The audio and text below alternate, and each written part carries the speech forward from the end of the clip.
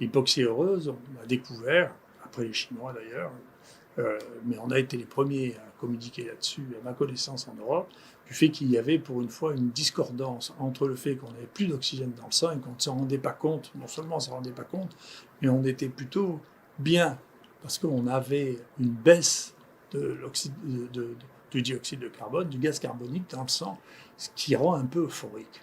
Et que donc on ne pouvait pas compter sur la perception des patients pour voir jusqu'à quel point ils étaient graves.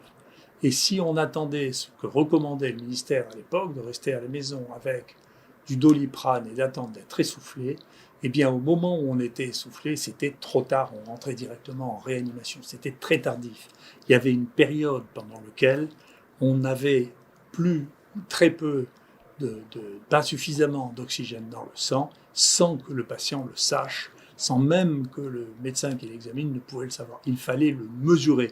Et à partir de ce moment-là, on va recommander, à partir du 15 septembre, que tout le monde achète un oxymètre de pouls. Et je peux vous dire que les gens nous ont écoutés bien avant que ce soit recommandé par euh, la haute autorité de santé qui a recommandé ça avril 2021.